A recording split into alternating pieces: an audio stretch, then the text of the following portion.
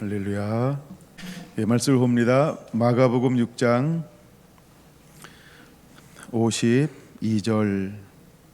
이는 그들이 그 떡 떼시던 일을 깨닫지 못하고 도리어 그 마음이 둔하여 졌음이로라. 아멘. 예, 사역 확장과 제자 사역 세 번째 시간입니다.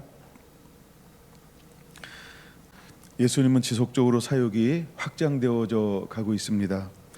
예, 사역이 확장되면 확장되어질수록 제자들은 훈련되어지고 있다라고 하는 것을 우리는 또한 보아야 합니다. 물론 제자들의 사역이 이루어지고 있는 동시에 하나님의 나라는 끊임없이 예수님을 통하여 확장되어지고 있는 것입니다. 다시 한번 오전에 나왔던 것을 반복하자면 30절에 보면 자기들이 행한 것과 가르친 것을 끊임없이 그들은 낱낱이 보고 하는 장면이 소개되어져 있습니다. 여러분, 이 구절을 보다 보면 이 중심이 무엇이냐면 나라고 하는 것에 귀결되어져 있는 것을 볼 수 있습니다. 두 번째 사역은 37절입니다. 이제 많은 무리들이 모여서 예수님을 가르치셨고 제자들이 날이 저물어 가는데 이들이 먹을 것이 없는데 어떻게 합니까? 라고 할 때 예수님께서 이렇게 말씀하시죠. 너희가 먹을 것을 주라 라고 말입니다. 여러분, 이 말을 들었을 때 제자들은 깜짝 놀랍니다. 우리가 10,000명을 먹이라고요? 에이, 이 사람들 먹으려면 200대라는 데 더 필요한데요 라고 그들은 마치 내가 해야 될 것처럼 우리가 실제로 그럴 수 있죠. 우리가 실제로 그럴 수 있죠. 그러나 나중에 사도행전을 보세요. 너희가 먹을 걸 주라라고 할 때 제자들은 놀랄까요? 아니죠. 그냥 당연한 게 뭘까요? 우리가 믿음만 있으면 이 산더러 들려 바다에 던지오라 명하면 이루어질 것이요라고 말한 것처럼 풀어진 말씀과 성령이 있을 때 그들은요 산을 옮기는 믿음의 사람이 되었다라고 하는 것입니다. 우리가 믿음이 어디까지 자라나야 할까? 이러한 믿음까지도 자라나게 되어야 할 줄로 믿습니다. 여러분, 계속해서 씨름하세요. 산을 옮기는 믿음이요, 산을 옮기는 믿음을 달라고, 산을 옮기는 믿음을 달라고. 제가 토요일 날 했던 거를 안 올렸는데 저만 보는 데는 이렇게 올려놨는데 거기는 뭐라고 이야기했냐면 산을 옮기는 자가 되자 하면서 과연 내가 3개월 동안에 어떤 산을 옮길까? 계속해서 산을 찾았어요. 그 산, 그래서 제가 올리지 않고 저만 보는 데 이렇게 넣어놨어요. 3개월 후에 그 산이 옮겨졌으면 공개하고 안 옮겨졌으면 안 공개하고. 그래서 이게 무슨 말이냐 하면 믿음을 키우는 겁니다. 그리고 계속해서 그 산을 옮기려고 할 것입니다. 오늘 아침에도 일어나면서 그것을 놓고 다시 기도하기 시작했습니다. 주님, 내게 믿음을 주세요. 사는 길만한 믿음이 없네요. 뭐 이런 거. 제 안에 이제 기도 제목 중에 하나가 이런 게 있죠. 전병옥 성도는 언제 등록할까? 뭐 이런 거. 전병호 성도는 언제 등록할까? 어찌 그 산이 움직여지지 않을까? 주여, 산이 움직여지게 하여 주옵소서. 그러니까 예를 들어서 이런 것들이 저에게는 산이라고 하는 거예요. 그래서 내 삶의 산이 뭘까라는 것을 많이 생각했어요. 일단 제가 뭐 가정적으로도 산이 있고 또 자녀를 생각하면 산이 있고, 근데 그런 거는 그냥 개인적인 거고, 제가 이제 목사니까, 사역자니까 과연 교회 공동체에서 내게 산은 무엇일까? 이런 산들을 계속해서 생각해봤어요. 뭐 첫째, 이제 우리가 성도들 다 산이 있죠. 그런 거 다 인정하고, 그 다음에 내가 이 도시적으로 성결한 교회가 이 도시적으로 무엇이 산인가? 내가 어떤 것을 옮기기 위해서 품어야 할까? 예수님의 이름으로 기도해야 할까? 믿음으로 선포해야 할까? 이게 저에게 산이었고, 더 나아가 이제 센터들이 각각 있잖아요. 그 센터들에게 산은 무엇일까? 내가 무엇을 움직이는 기도를 믿음으로 계속해서 선포해야 할까? 이런 생각을 한번 해봤고, 그 다음에 더 나아가 우리가 이제 이 나라와 민족에게 과연 내게 주어진 산, 또 성결한 교회에게 주어진 산, 정말 하나님은 우리가 어떤 것을 움직이라고, 바다에 던져오라고 명하기를 원할까? 이런 거에 대한 산에 대한 것들을 말씀을 읽다가 묵상을 했습니다. 그래서 한번 산을 찾아보았죠. 근데 마치 여기서도 너희가 먹을 것을 주라라고 했을 때 제자들은 결국 이것이 뭐의 문제였을 거라는 거냐는 거죠. 믿음의 문제였다라고 하는 거예요. 근데 제자들이 훈련 받을 때에는 이것을 채울 수 있는, 먹일 수 있는, 옮길 수 있는 믿음은 있지 않았어요. 그러니까 그들은 산을 옮길 믿음을 작동시키는 것이 아니고 무엇을 작동시켰다?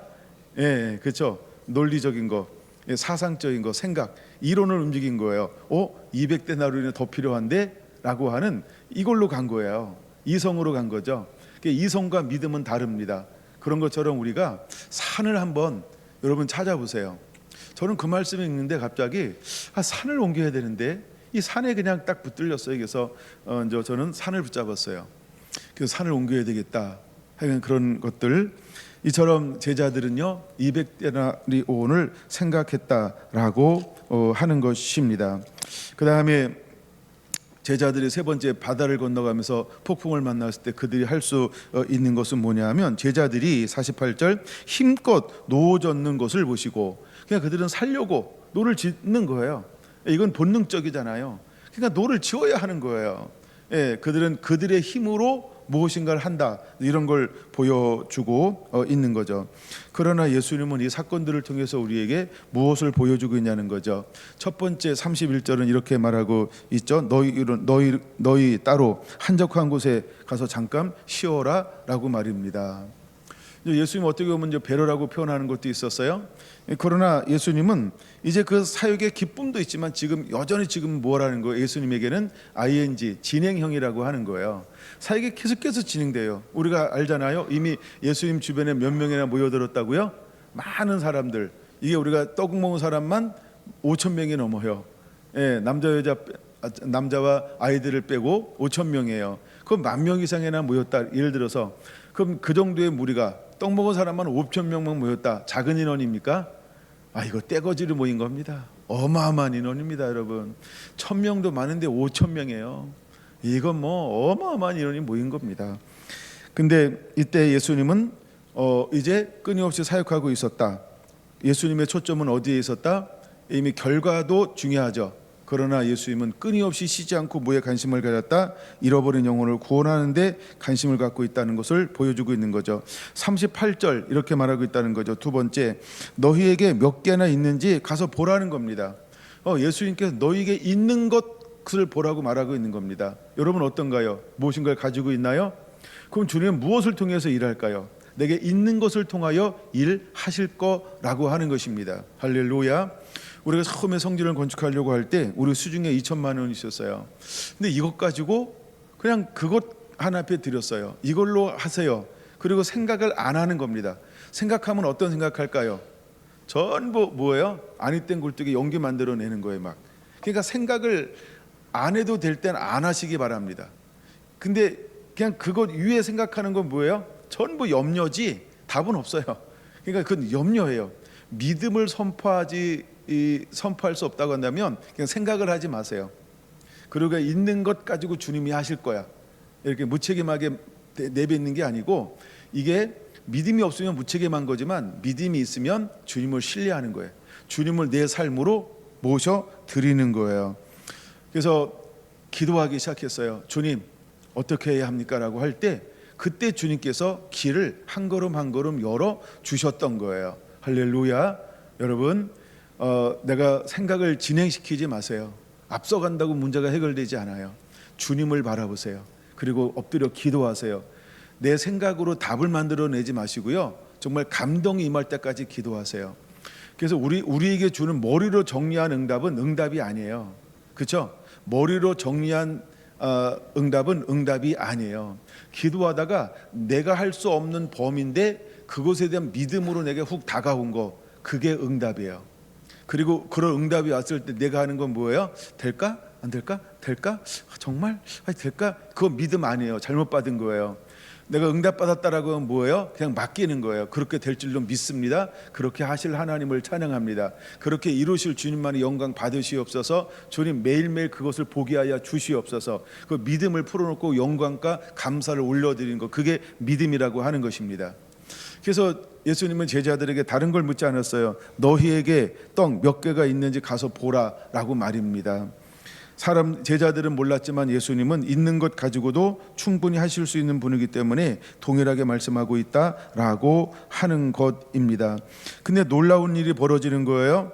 41절 보니까 예수님은 그 있는 것을 받아가지고 뭐하기 시작했어요? 41절 볼까요? 예수께서 떡 5개와 물고기 2마리를 가지사 하늘을 우러러 축사하시고, 이게 굉장히 중요한 거예요. 예수님도 뭐 하셨어요? 하나님을 바라보는 거예요. 하나님을 의지하는 거예요. 하나님을 신뢰하는 거예요. 성령의 인도함 받고 내가 하는 것 아니라 그도 뭘 하는 거예요? 하나님께 위탁하는 거예요. 그럼 제자들은 보고 있잖아요. 그럼 예수님은 지금 뭘 하고 있는 거예요? 제자 훈련이요. 보여주는 거예요. 너희도 이렇게 하라는 거예요. 어떻게? 믿음으로 하라는 거예요. 너희가 힘으로 하려고 하지 말고 내가 하나님을 신뢰하고 의지했던 것처럼 너희도 매번 어떻게 하라? 하나님을 의지하고 하나님을 신뢰하라고 하는 것을 하나님이 보여주고 있다라고 하는 거예요. 이것이 돌파의 방법인 걸 믿으시기 바랍니다. 그런 다음에 놀랍지 않나요? 제자들에게 어떻게 하기 시작했어요? 나누어 주기 시작했다, 이렇게 표현하고 있지 않아요. 떡을 떼어라고 말하고 있어요. 떡을 떼어 제자들에게 주며 나누어 주게 하시고, 이렇게 표현하고 있어요. 떡을 떼며 제자들에게 주시며 나누어 주게 하시고 라고 말하고 있어요. 그때부터 제자들은 뭐만 하면 될까요? 예수님처럼 하는 거예요. 그냥 예수님처럼 이거 보지 마, 이것만 하면 돼요. 이해가 되는 거죠? 이거 계속 보고 있으면 10개밖에 없는데 어떡하지? 주면서 무슨 생각해요? 염려, 근심, 걱정 5만 가지 생각이요. 그러니까 이렇게 이렇게 하세요. 이해가 됐죠? 그러니까 염려하지 말라는 거예요. 근심하지 말라는 거예요. 이것 가지고 되나? 내가 어차피 염려하든 근심하든 기적이 안 일어납니다. 기적은 언제 일어나요? 그냥 믿음으로 하는 거예요. 믿음으로 하는 거예요. 할렐루야. 믿음으로 발걸음을 옮기세요. 놀라운 기적이 일어납니다. 아멘. 제가 예를 들어 뭘 나눠주고 섬겨주고 막 이런 거 할 때 어떻게 기본적인 삶을 사냐 하면 계산하지 않습니다. 내가 줄 수 있나 줄 수 없나, 이것이 어느 정도 분량인가, 사실 그런 거 거의 생각하지 않습니다. 왜 그럴까요? 많으면 내게 많은 거고요, 하나님께는요 똑같습니다. 100원이나 100만 원이나 하나님께 똑같은 거 아닐까요? 그렇죠? 그걸 내가 분량을 생각한다고 되겠어요? 증가되겠어요? 안 될 게 될 거예요? 될 게 안 될 거예요? 그렇죠? 그러니까 하나님께는 똑같다. 그러니까 나도 생각을 어떻게 하는 거예요? 똑같네, 그러고 하셔야 돼요. 만약에 10,000원 할 때는 쉬운데 10만 원 할 때 어렵다, 그것 때문에 안 되는 거예요. 왜? 그게 걸림이 되는 거예요. 내가 계산하잖아요. 내가 하잖아요. 내가가 들어가잖아요. 그렇죠? 철저하게 주님을 신뢰하고 의지하는 것을 작은 곳에서 여러분 배우시기를 바랍니다. 아멘. 그것이 기적을 만드는 문을 여는 거예요. 아멘. 염려함이나 그 길을 더할 수 있느냐, 이런 말씀을 그냥 읽고 넘어가지 마세요. 그렇죠? 예, 하물며 너희일까 보냐 믿음이 적은 자들아, 이렇게 말하잖아요. 그렇죠? 결국 믿음의 문제라고 하는 걸 우리가 기억해야 합니다. 여러분, 이 오병이어에서 여러분들이 많이 배워야 합니다. 저는 나누어 줌에 이 42절 놀라운 일이 벌어졌어요. 다 배불리 먹고, 이거요 그냥 맛봤다 이게 아니에요. 오병이어 가지고 맛만 봐도 기적 아닌가요? 잘 모르나 봐요. 이게 맛만 봐도 기적이에요. 근데 다 배불리 먹었대요. 그 다음에 두 번째요, 남았대요. 그렇죠? 남았대요. 그렇죠? 예. 그리고 7강주를 거두었대요. 오, 이게 기적인 거예요. 할렐루야, 할렐루야. 여기서 주님이 원하는 게 뭘까요? 믿음으로라고 하는 것입니다. 이제 예수님께서 우리에게 무엇을 보여주기를 원하는가를 분명히 깨닫는 은혜가 있어야 할 줄로 믿습니다.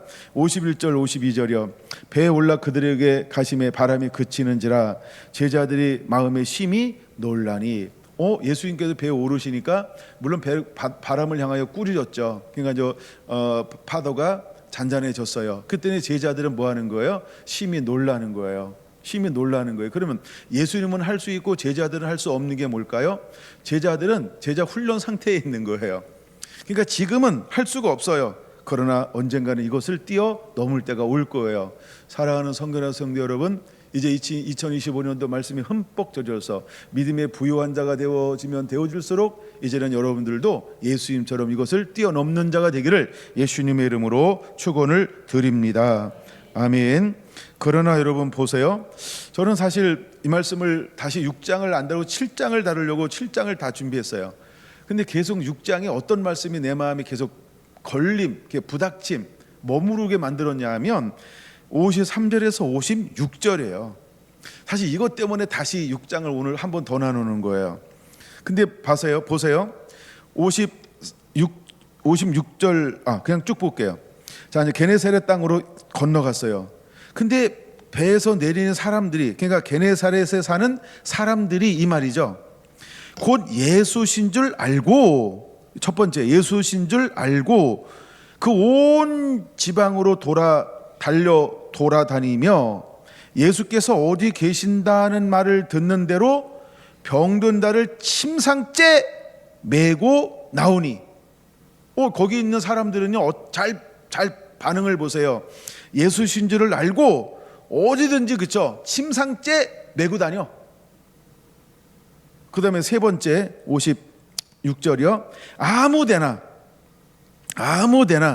예수께서 들어가시는 지방이나 도시나 마을에서 병자를 시장에 두고 예수께 그의 옷자락이라도 손을 대게 하기를 간구하니. 이게 세 번째예요. 전 여기서 뭘 발견했는지 아세요? 단순함. 이렇게 적어놨으면 좋겠어요. 이게 단순함이에요. 그럼 제가 오늘 오전에 나눴던 첫째, 둘째, 셋째 사람들, 첫째, 둘째, 셋째 사건에는 제자들은 무엇이 없나요? 단순함이요. 근데 게네사렛은 갈릴리 바다 서쪽에 있는 동네를 게네사렛이라고 표현하는 거예요. 예. 근데 여기 있는 사람들은 제자로 부름받지 않았어요. 그렇죠? 근데 이 사람들은 예수님을 향하여 어떻게 반응하고 어떻게 행동하고 있냐는 거예요. 어떻게 행동한다고요? 무식이 아니고요. 그냥 단순만 가세요. 단순하게 해요. 난 우리가 단순한 걸 하나님이 요구한다고 봅니다. 생각하는 거 아니에요. 생각해 보는 거 아니에요. 따져 보는 거 아니에요. 머리 굴려보는 거 아니라니까요. 어떻게 될 것인가 이렇게 다 계산해 보는 거 아니고요. 그래서 저는 이것을 보니까 이 6장을 한 번 더 나누고 싶었던 거예요. 앞에 있는 것 때문에 나누는 게 아니고요. 이 말씀을 다시 읽는데 이걸 한 번 더 나누게 돼 계속 마음에 걸림이 있었어요. 그래서 이 말씀을 나누는 거예요. 네, 다시 봅니다. 첫 번째 뭐라고요? 예수신 줄 알고. 그게 중요합니다. 그럼 예수신 줄 알고라는 말은 무엇이 전제가 되는 걸까요? 예수님을 통하여 나타난 소문. 이게 전제가 되는 거예요. 예수님에 관한 소문이 이미 갈릴리 지역에 바닥에 이렇게 이제 퍼지고 있죠. 그러니까 예수님이 누군지를 알고 그럼 끝난 거지 뭐. 할렐루야. 난 우리 성결한 성도들 이런 일이 일어나게 되기 원합니다. 이제 수많은 사람들이 성결한 교회에 모여든다라고 한다면 무엇 때문에 모여들까요? 그 소문이요. 그럼 그 사람들은 성결한 교회 성도들처럼 복잡할까요? 한 개도 안 복잡해요. 무조건 여기에 들어오려고 막 엄청 노력할 겁니다. 왜? 소문 들었잖아요. 뭐 재석이가 한 달만 오고 맨날 똑같은 거 다루잖아요. 근데 처음 온 사람은 똑같은 걸 다루는지 알아요, 몰라요? 뭐만 들었어요? 소문. 기적이 일어났대, 이적이 일어났대, 문제가 해결됐대, 좋아졌대. 이야, 나도 거기 가면 좋아지겠다. 한번 가보자. 그 단순함이에요. 근데 여기 1년 다닌 사람은 어떤 마음이 들까요? 우리 목사님은 18번지가 있어. 맨날 그 밥이야, 그 나물이야. 가끔 반찬은 바꾸기는 해. 본문이 바뀌긴 하지. 가다 보면 맨날 똑같은 데로 가. 제가 이제 30년 오케이 하니까요, 계속 제가 그런 게. 근데 이거는 어떻게 할 수가 없어요. 모든 분들이 다 똑같은 거예요. 근데 보세요. 그러니까 우리가 오래 다닐수록 이 말씀, 여러분 이제 우리 정도 되면 이 말씀 생각해야 돼요. 먼저 된 자가 나중된 자가. 왜 먼저 된 자가 나중될까요? 길들여지기 때문에 그런 거예요. 길들여지면 어떤 마음이 들어요? 식은 밥, 식상해지는 거예요. 뭐 뻔하지 뭐. 오늘 갈까 말까. 에이 그냥 집에서 해. 똑같아 뭐. 이게 식상해짐이 있어요. 하여간 먼저 된 자가 나중되는 이유는 그거예요. 식상해져요. 뻔하게 생각해요. 아무렇지도 않게 생각해요. 당연한 걸로 생각해요. 그러나 처음에 막 은혜 받은 사람들은요, 그쵸? 뜨거운 거예요. 처음 사랑을 어디서 잃어버리면서 뭘 가지라고요? 처음 행위를 가지라 이렇게 말하고 있어요. 처음에는 모르니까 어떻게 해요? 그쵸? 무조건 거기 가야 돼. 또 모르니까 거기 가야만 되는 줄 알아. 근데 1년쯤 지나면 어떻게 해요? 거기 안 가도 되네. 그쵸? 우리 뭐 이렇게 이제 예를 들어 봉다리 몇 개 준비하면 누구도 갖다 줄게요. 어머, 다 갖다 주네? 제가 가끔 얘기하잖아요. 진심입니다. 그냥 있는 분만 가져가세요. 딴 분 챙길 필요가 없어요. 왜 여러분 차별하면 안 돼요? 차별하는 게 아니고요. 있는 분만 공개받아도 돼요. 그래야 오지. 그다가 여러분 안 챙겨주면 나중에 무슨 욕 먹으려고 그래요? 다 챙겨줄 수 없잖아. 어떤 때 어머 있는데 그랬어? 근데 왜 내 거 안 챙겨왔어? 아니, 목사님이 하도 큰 소리로 해서 갑자기 나한테 이제 혀살이 돌라와. 막 그 목사님 날 주지 말랬단 거야? 막 이렇게 갑자기 말이요 이렇게 막 막 엄청 커져요. 그래서 제가 가끔 제가 그런 표현을 쓰는 이유가 있긴 한데, 하여간 그러면 좀 성도들 나눠주려고 좀 갖다 좀 놓고 막 그래야 그럼 되잖아, 그렇죠? 그 어느 분이들 갖다 놓으니까 주고 막 이러는 거예요. 가져가는 것만 이렇게 나 왜 빼놓고 저 이런 것만 하지 말고, 그렇지 않나요? 그러니까 여러분 받는 것도 중요한데 그냥 난 내놓는 복을 누렸으면 좋겠어요. 그래서 어떤 때 예를 들어 한 얘기예요. 이거 예입니다. 네, 예입니다. 말하다 보니까 되게 이상해지고 있어요 지금.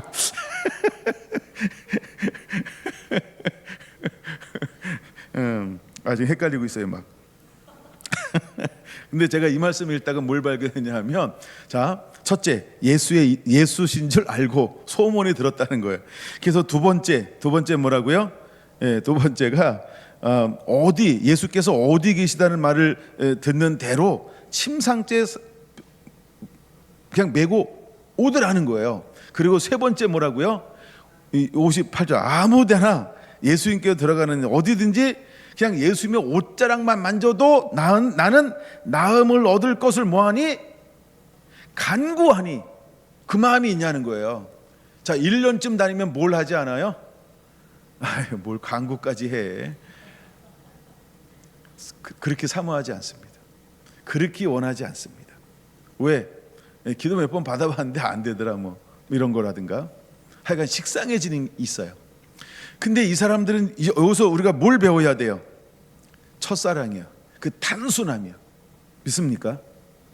단순함을 배워야 돼요. 아멘. 그래서 제가 지금도 이제 누가 이제 아프다 막 이러면은 이렇게 바로 이제 보여주는 게 있어요. 어떤 사람은 안 보여줘요. 왜 그럴까? 그거 그냥 병원 가라는 거예요. 근데 어떤 분 아프다 그러면 막 보여줘요. 막 느끼게 해요. 지난번도 여기 우리 오늘 아주머니 한 명 상담하러 왔잖아요.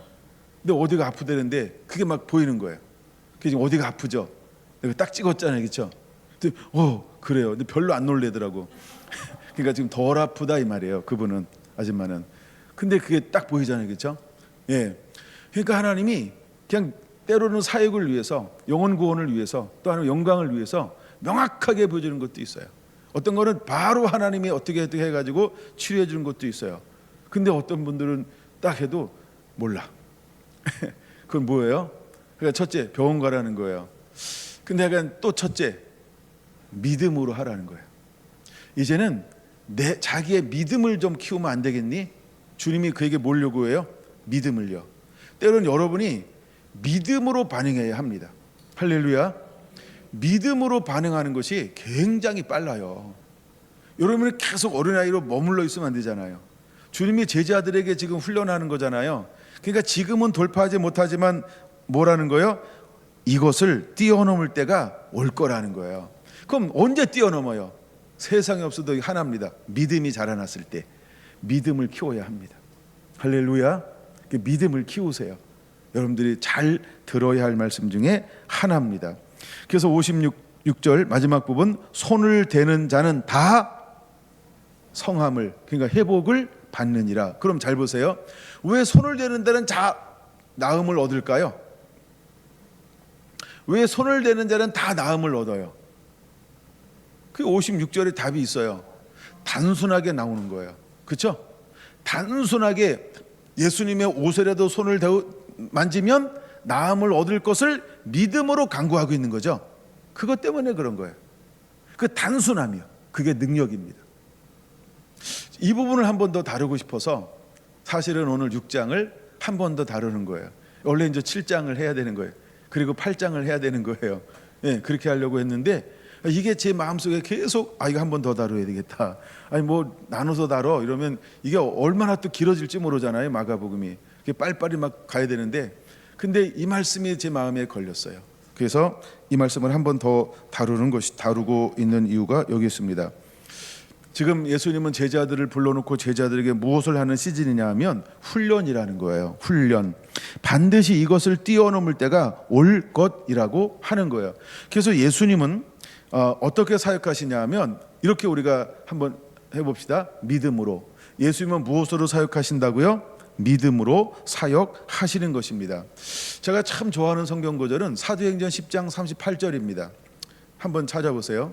사도행전 10장 38절. 이것은 예수님의 사역의 비결을 베드로가 고넬료 가정에 가서 사역의 비결을 소개하고 있는 거예요. 자, 그럼 예수님의 사역의 비결은 어디에 있을까? 하나님의 나사렛 예수에게 성령과 능력을 기름 붓듯 하셨음에 그가 두루 다니며 선한 일을 행하시고 마귀에게 눌린 모든 사람들을 고치셨으니 이는 하나님이 함께 하심이니라. 할렐루야. 이게 예수님의 사역의 비밀이라고 하는 거예요. 그럼 지금 제자들은 무엇을 배워야 할까요? 예수님의 어떤 사역의 스킬을 배우는 것이 아니고 뭘 배워야 돼요? 예수님 어떻게 사역하시지? 그렇구나.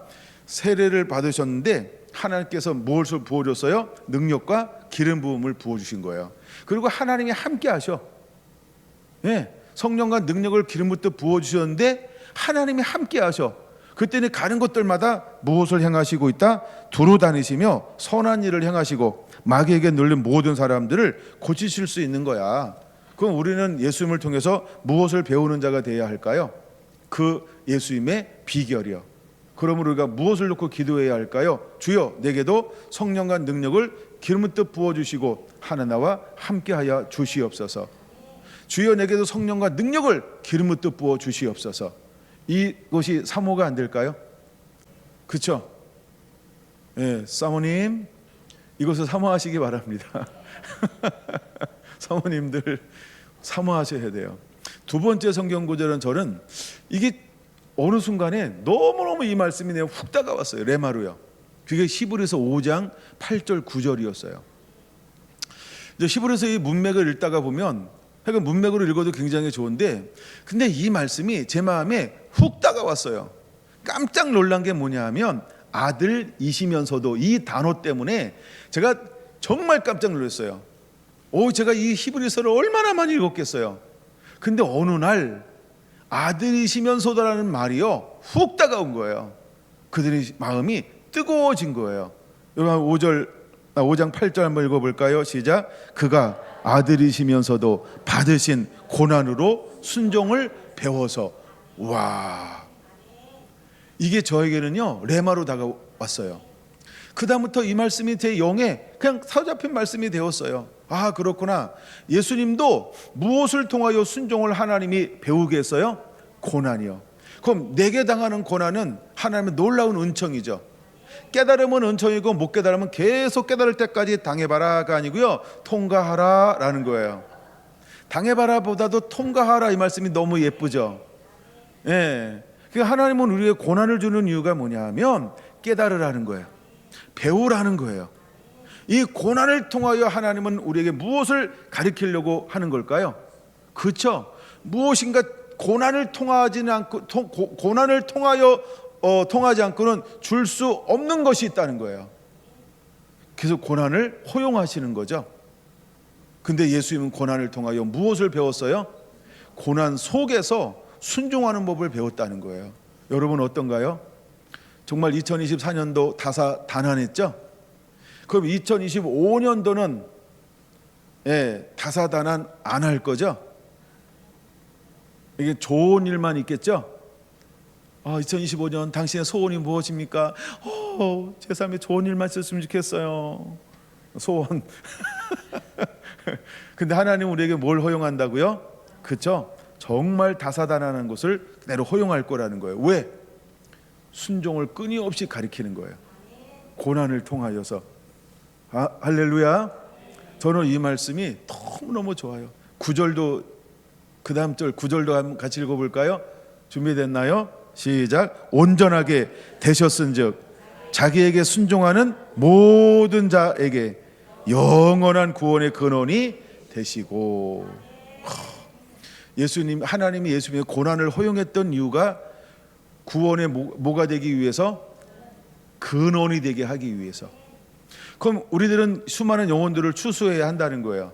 수많은 영혼들을 추수해야 할 영적 아비가 되게 하기 위해서 주님은 우리에게 무엇을 통과하게 할까요? 고난이요. 그래서 나를 온전케 만드는 거예요. 고난은 나를 온전케 만드는 거예요. 할렐루야. 고난은 나를 온전케 만드는 거예요. 아멘. 그래서 여러분, 우리가 고난이 왔을 때 믿음의 주님을 바라볼 수 있는 것, 그게 굉장히 중요한 거예요. 우리가 30절에서 놀라운 결과와 열매를 맺고 왔어요. 그것보다도 더 중요한 게 뭐냐 하면 지금 앞에 있는 영혼들을 예수님은 어떻게 바라보고 있다고요? 32절, 목자 없는 양같이 불쌍히 여기사. 예수님의 초점과 제자들이 와서 보고하고 싶은 것하고는 다른 거예요. 물론 간증도 너무너무 중요해요. 그거 분명히 나누어야 돼요.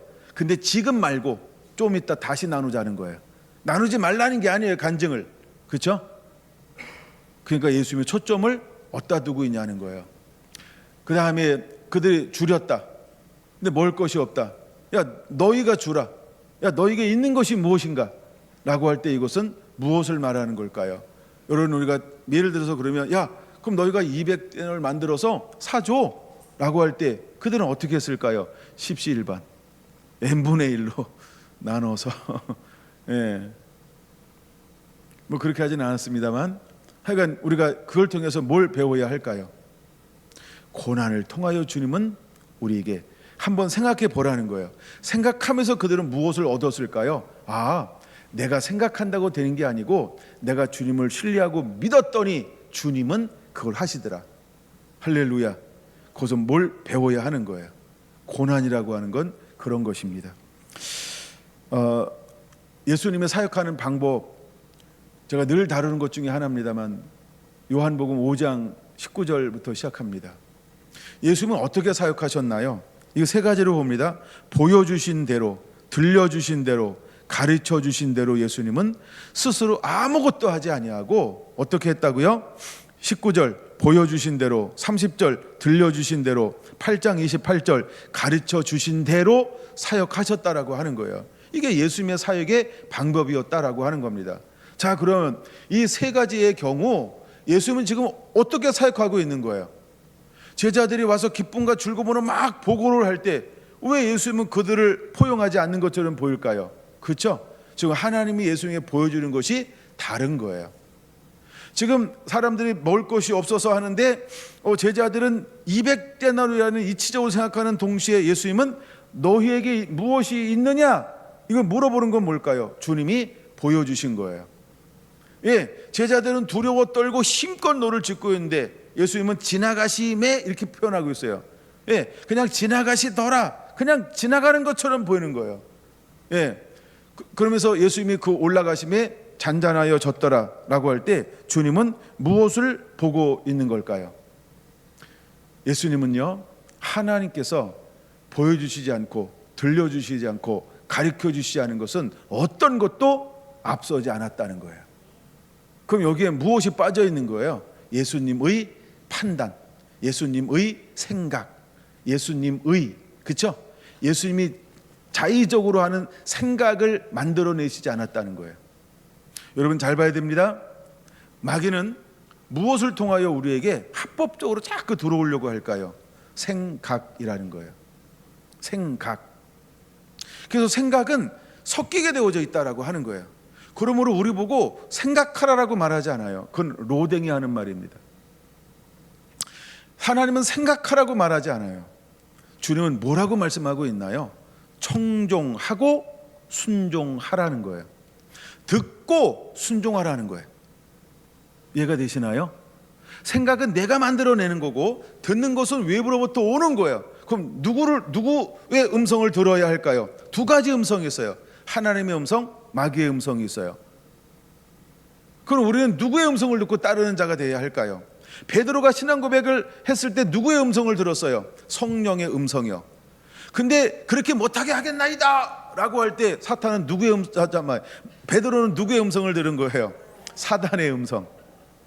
그때는 예수님이 그에게 분명히 말하잖아요. 야, 넌 왜 하나님의 일을 생각하지 않고 사람의 일을 뭐한다? 왜 야마 돌리니? 일본어를 썼어요. 왜 머리를 돌리니? 라는 거예요. 그러니까 우리는요, 하나님의 일을 하는 것처럼 보이는데 가만히 보세요. 뜸들인다, 엇박자난다, 이건요 생각하고 있다는 거예요. 바로 순종하세요. 뭔 생각을 해 네가? 그렇죠? 왜 우리가 생각을 해요? 우리는 뭐 하는 존재인데? 움직이는 존재지. 봐라, 손들어 그랬는데 얘가 가만히 있어. 그렇죠? 팔이 뭐 하는 거예요? 생각. 갑자기 지금 분위기 이상한데 손들어요? 에이, 창피해요. 팔이 뭐 하고 있다고요? 생각. 하나님이 손들어라 이러면 아무 생각 없이 들어야지. 왜 네가 창피한 걸 네가 생각해? 네가 낯짝도 아닌데. 손주제 손이 창피할 걸 생각해. 왜 손이 분위기 깨는 걸 이런 걸 생각해요? 그렇죠? 왜 나 혼자만 이거 너무 이상한데 왜 얘가 생각해요? 그렇죠? 그러니까 우리가 생각하는 거 아니라는 거예요. 잘 보세요. 순종을 어떻게 한다고요? 듣고 순종하라고 말하고 있어요. 그렇죠? 저는 이 말씀을 통해서 요한복음 5장 19절, 30절, 8장 28절, 29절을 통해서 전 늘 그거를 배우는 거예요. 저도 이 말씀을 처음에 딱 이게 다 레마로 온 말씀들이에요. 그러니까 이 말씀을 딱 깨달았을 때, 야, 그래서 예수님은 점도 흠도 없으실 수 있었구나. 그 다음에 예수님은 사단이 아무리 유혹하려고 해도 틈이 안 생겨. 틈은 어디에 틈이 생겨야 돼요? 생각이요. 근데 예수님은 생각을 안 해. 제가 가끔 우리 성경 공부할 때 제자 훈련할 때 이런 표현을 쓰긴 해요. 여러분, 가끔 뇌를 땅에 두고 용궁으로 오셔야 합니다. 무슨 비유인지 아시죠? 예, 실제로 간을 빼놓고 올 수 있을까요? 토끼가? 없어요. 근데 토끼의 지혜로움이에요.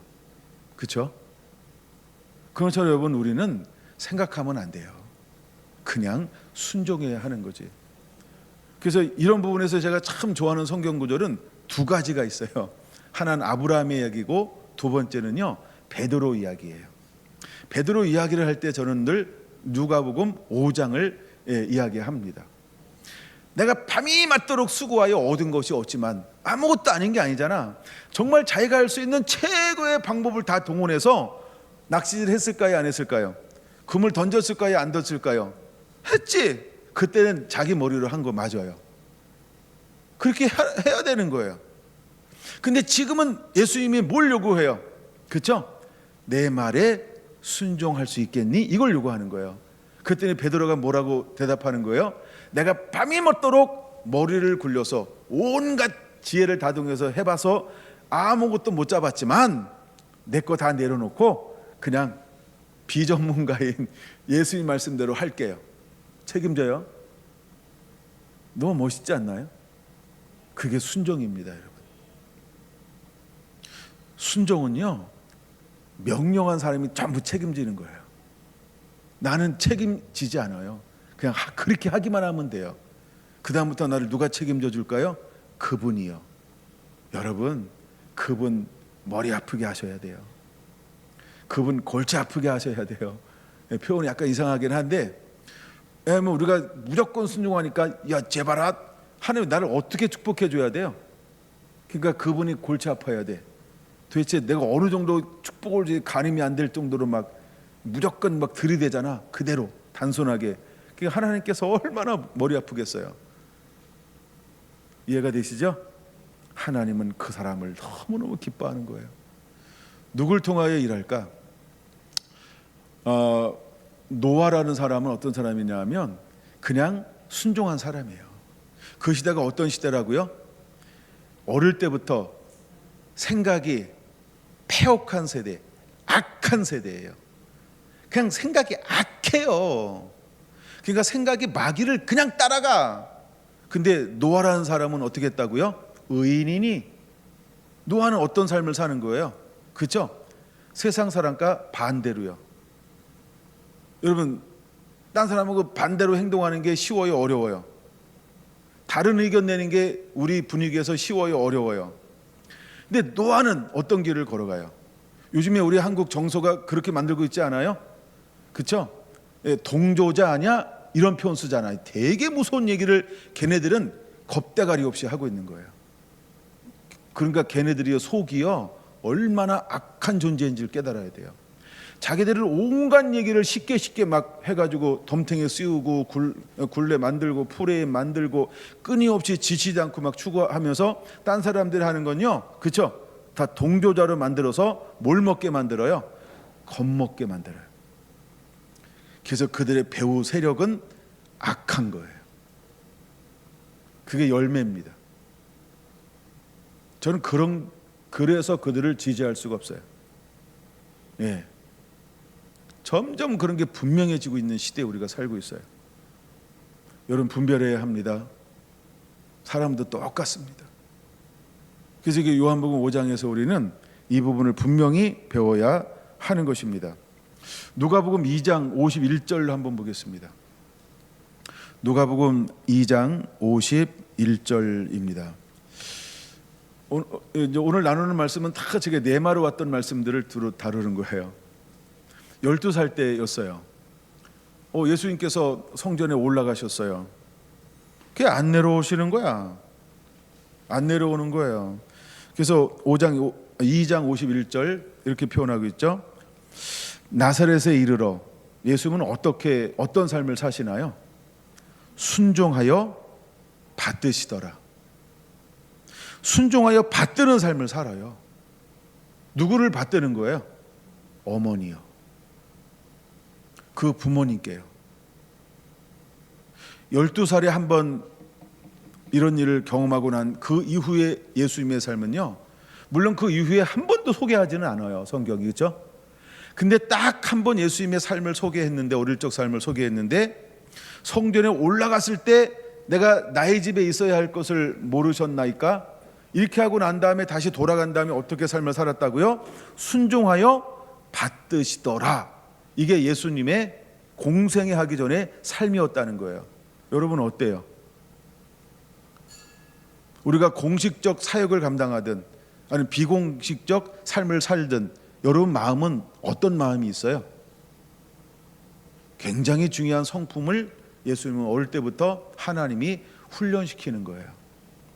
보세요, 여러분. 부모의 권위에 하나님은 뭘 하기 원하고 있어요? 순종하길 원하는 거예요. 이게 다섯 번째 계명이죠. 그렇죠? 내 부모를 공격하라가 아니고 공경하라. 그렇죠? 예, 이게 받침 하나 잘 써야 돼요. 공경하라. 그래서 예수님은 돌아가셔서 부모님의 권위를 그대로 순종하여 받드시더라는 거예요. 그럼 마리아는 늘 옳았을까요? 그렇죠? 옳고 그런 게 없는 거예요.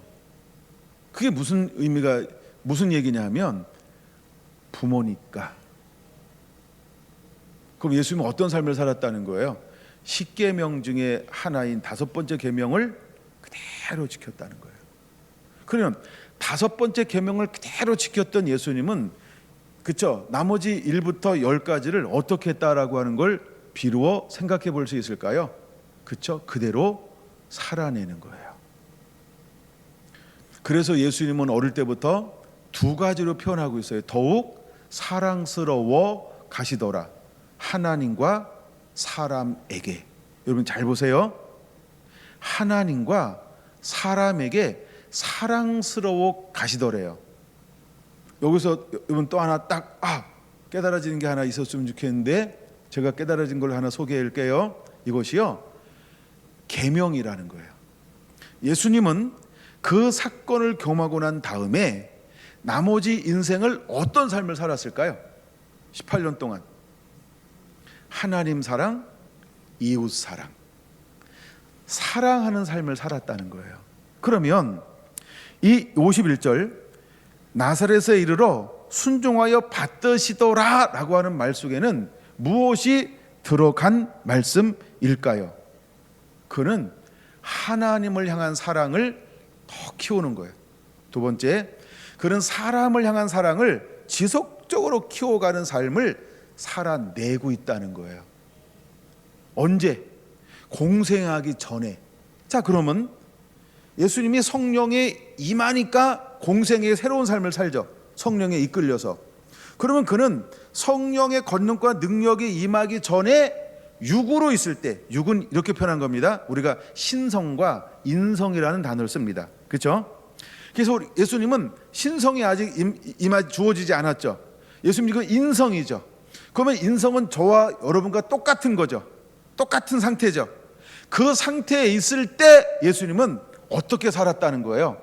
하나님을 마음을 다하고 힘을 다하고 뜻을 다하고 또 누가복음에는 지혜를 다하고 사랑했다는 거예요.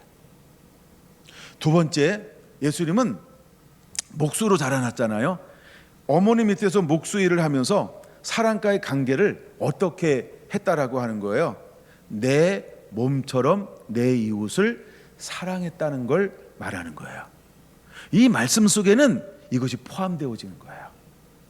이게 바로 누가복음 2장 51절 52절이라는 거예요.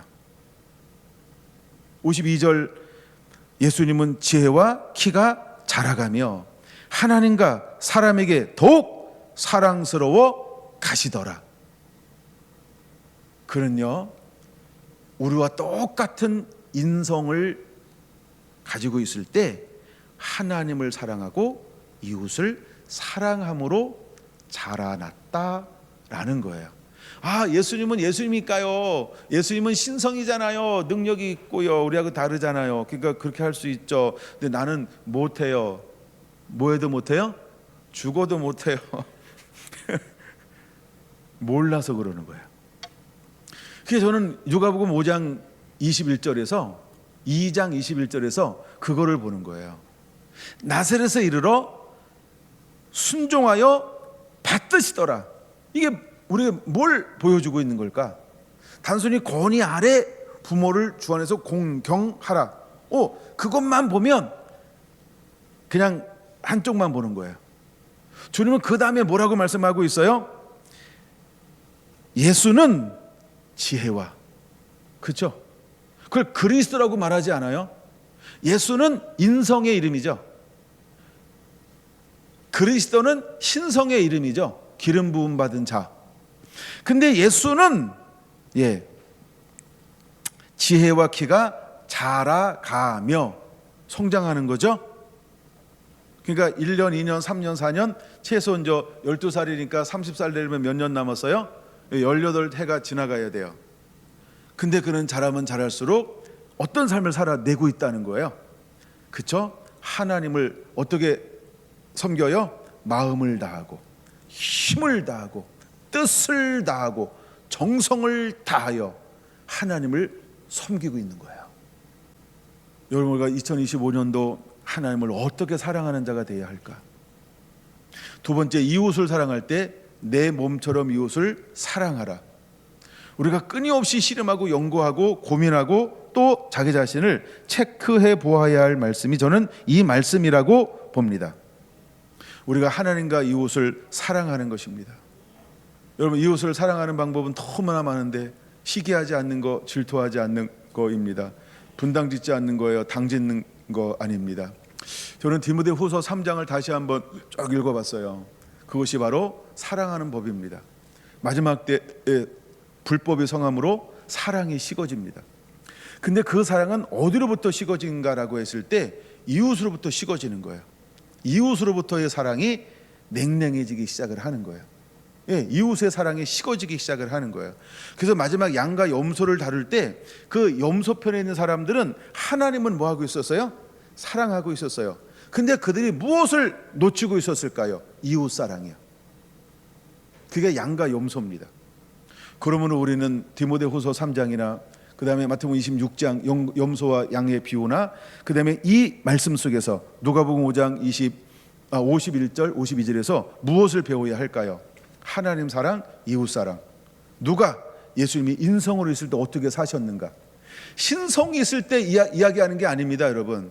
예수님이 인성으로 있을 때 그는 어떤 삶을 살며 자라나고 있었냐는 거예요. 그렇죠? 그걸 보여주죠. 그래서 자라가면 갈수록 하나님과 사람에게 더욱 사랑을 받으셨다는 거예요. 그럼 도대체 더욱 사랑을 받는 경우는 어떤 경우예요? 올해도 잘했는데 내년에 와, 너 더 잘하네. 그 해가 또 바뀌었어. 야, 이정, 그렇죠? 점점점 이게 뭔가 표현할 수 없을 정도로 막 넘치게 끊임없이 한결같이 잘하는 거예요. 그때 우리가 쓸 수 있는 표현이죠. 더욱 자라더라. 이제 우리의 인격과 이제 우리의 성품이 하나님 말씀에 젖어지면 젖어질수록 이제 우리가 옆 사람을 바라보지 말고요, 정말 내가 하나님을 그렇게 사랑해내고 이웃을 그렇게 사랑해내는 그런 하나님의 사람이 되기를 원합니다. 여러분, 이 씨름은 무지무지 많이 해야 돼요. 왜 제가 어젯밤에 이 말씀에 붙들려 사랑하는 법을 배웠느냐, 왜 이 말씀에 붙잡혔냐가, 이 말씀을 묵상하다가 이게 너무 법외로운 거로구나. 근데 내가 이것을 잃어버렸구나. 그래서 막 회개하기 시작을 했어요. 회개하기 시작했어요. 막 회개하니까 죽기도 되고요. 죽기가 되는 동시에 기름 부음이 임하기 시작을 하고, 그러니까 내 안에 놀라운 일이 일어나는 거예요. 그래서 이제 찬양을 찾아봤어요. 사랑하는 법. 이야, 그런 제목의 찬양이 있더라고. 나는 어제 처음 알았습니다. 정말 그런 제목의 찬양도 있더라고요. 예, 그냥 열심히 들었어요. 어려워. 강명식이 저희 학교 출신인데, 하여간 이제 그 찬양을 한 게 있더라고요. 근데 하여간 사랑하는 법 이런 것도 있더라고요. 재밌었어요. 자, 이제 성경 한 구절 더 나누고 말씀을 마치려고 합니다. 지금 우리가 어디 성경 보고 있죠? 누가복음. 그러면은 8장 15절로 한번 가보겠습니다.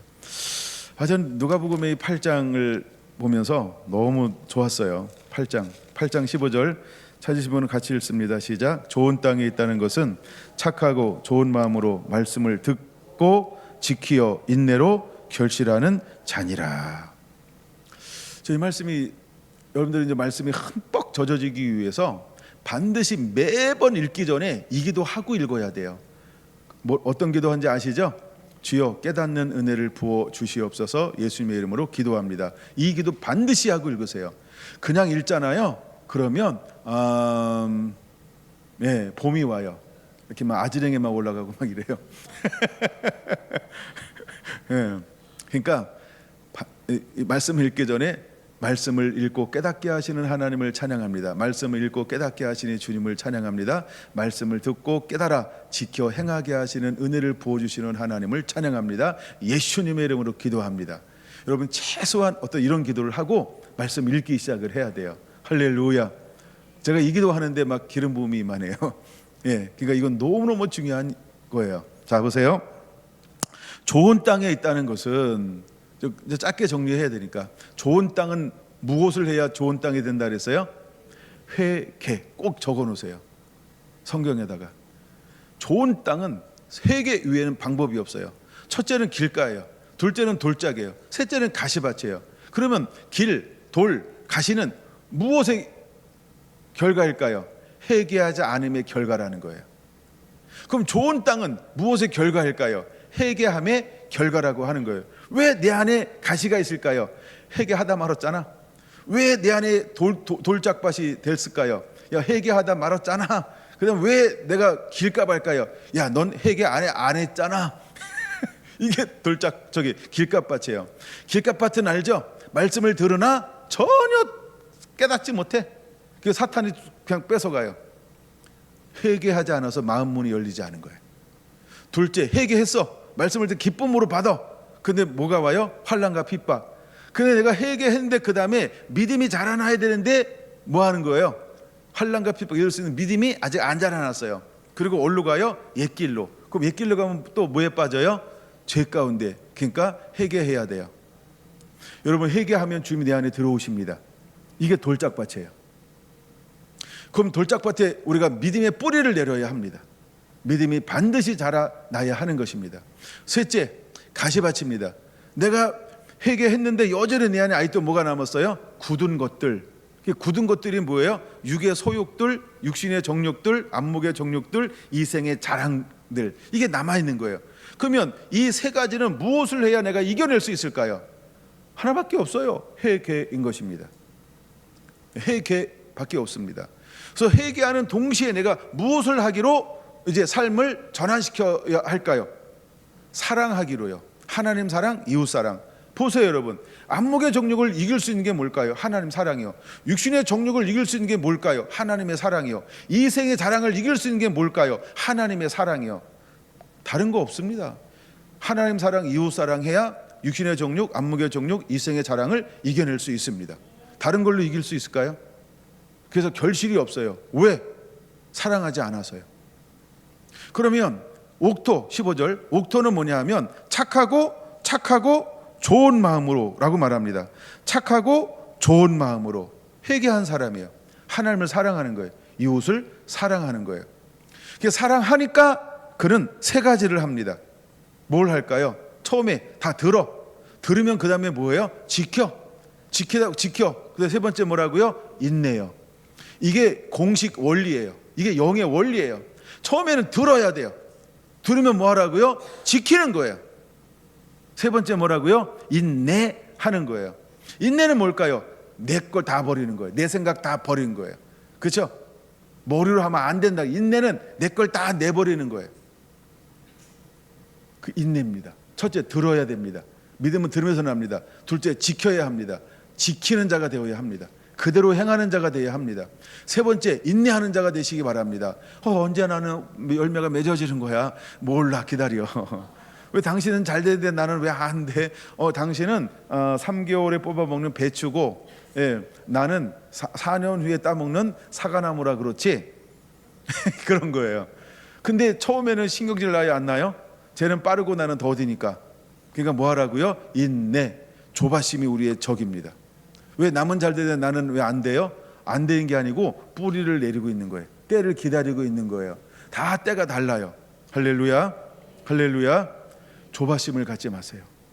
조바심은 사단이 가져다 주는 거예요. 우리가 머리로 하려고 하지 말라고요. 그러니까 인내는 그렇게 하는 겁니다.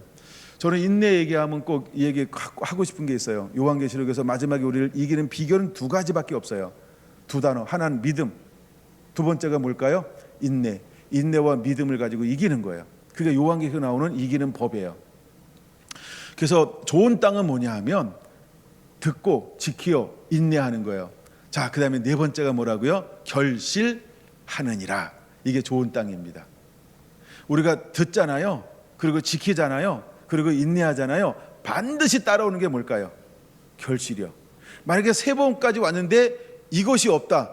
그런 것은 없습니다. 속지 마세요. 내가 듣잖아요. 믿음으로 행하잖아요. 그 다음에 기다리잖아요. 인내하고 지켜내잖아요. 선한 싸움을 싸우잖아요. 반드시 그 사람에게 뭐가 올까요? 결실, 승리가 온다는 거예요. 승리를 못 거둘 사람은 아무도 없습니다. 야, 너 지켜봐야 소용이 없어. 인내해봐야 소용이 없어. 너만 하고 그래. 이런 거 속지 마세요. 미혹하는 거 속지 마세요. 걔가 배 아파서 그런 거예요.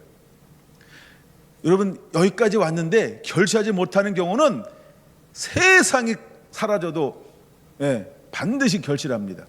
그걸 믿으시기 바랍니다. 마지막에 여러분들이 세 가지는 다 했는데, 야, 결실 안 될 거야. 나중에 태풍이 온대. 한재가 온대. 이런 거 속지 마세요. 태풍이 와도 결실합니다.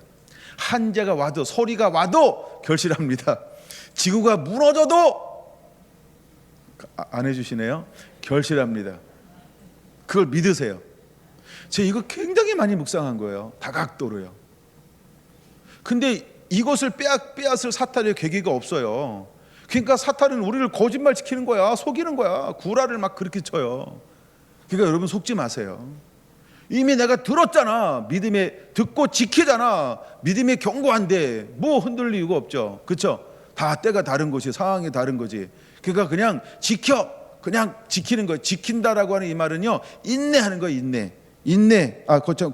지키고 인내. 세 번째가 인내하는 거예요. 이제 끝날 때가 됐어요. 인내하는 거예요. 그 다음에 반드시 무슨 일에서도 결실은 맺어진다. 하여간 제가 이 말씀을 가지고 많이 다각도라하게 묵상을 해봤고 성경을 찾아봤어요.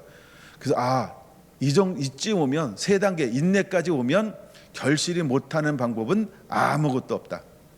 근데 사탄은 결실을 못한다라고 우리를 끊임없이 속인다. 예, 그런 거예요. 그래서 사탄이 하는 게 뭐냐 하면 할 수 있거든. 사탄은 누구도 유혹한다고요? 택한 자도 유혹한다는 거예요. 그래서 인내하라는 거예요, 여러분.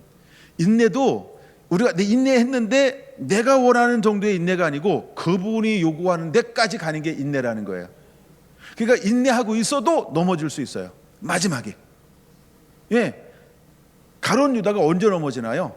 바로 십자가 지기 전에요. 거의 다 간 거예요. 그렇죠? 그때 넘어지는 거예요. 정체가 막 드러난 거예요. 제일 억울한 사람이 뭘까요? 그때 주님을 모른다고 배반할 사람이요. 그게 요한계시록입니다. 마지막 때 배반한 일이 있나니 이런 거예요. 우리가 인내하고 있어요. 근데 내가 원하는 인내 한계점이 아니고요. 한계를 만들지 마요. 그렇죠? 그분이 원하는 인내가 있어요. 그때까지. 그러면 이게 이제 사실 이게 체계적으로 다가오면 그럴 일이 없는데 체계를 안 잡았어. 그래서 넘어지고 막 그러는 거야. 자빠지고 그러는 거야. 내가 묵상을 많이 해봤다 그랬잖아요. 자, 뭐 처음에 뭐라고요? 이제 좀 길어지는 겁니다. 듣고가 믿음이잖아요. 지키고 그대로 살잖아요. 아니 이미 이게 견고한데 뭔 문제가 되겠어요? 이게 부실하니까 그쵸? 중간에 넘어지는 거지. 자빠지는 거지. 실패하는 거지. 그러니까 첫 번째가 견고하다. 진리의 말씀에 명확하게 말씀에 젖어야 되는 거 맞습니다. 저는 계속 기도합니다. 주여 계시의 영을 부어주시오. 말씀의 영을 부어주시옵소서. 말씀에 예리한 검이 되게 하여 주시옵소서. 그래서 제가 선지서를 읽다가 깜짝 놀랐어요. 저 이번에 처음 발견했어요. 그거를. 여호와의 말씀이 임하여 가라사대, 여호와의 말씀이 임하여 가라사대, 여호와의 말씀이 임하여. 세상에 내가 60년을 모르고 살았구나. 진짜. 그래서 이게 막 흥분이 됐어요. 흥분이. 이게 지난주에 있었던 일입니다. 하나님은 선지자들에게 아브람부터 주기 시작하더라고요. 아브람부터. 예, 여호와의 말씀이 임하여가 아브람부터 나와요. 여호와의 말씀이 임하여. 근데 내가 이 말씀을 한 번도 이 각도로 묵상한 적이 없구나. 그래가지고 얼마나 또 막 재밌어요. 막 계속 임하여 말씀이 임하여 말씀이 임하니라 내게 임하니라 막 와 허벌나게 많이 나오는 거예요. 너무 신났었어요. 그래서 막 사모하는 거예요. 주님, 이 한국의 지금 이 난국을 돌파할 사람이 누굴까요? 마지막에 일어날 이 난국을 돌파할 사람이 누굴까요? 한 사람밖에 없어요. 그 시에 한해 말씀을 부어주는 사람이에요. 난 여러분이 그렇게 됐으면 좋겠어요. 그래서 말씀에 젖어지게 되기를 예수님의 이름으로 축원합니다. 우리 서울비전센터도, 우리 구미도, 할렐루야, 대구도, 우리 경주도, 아멘, 아멘. 기도하겠습니다.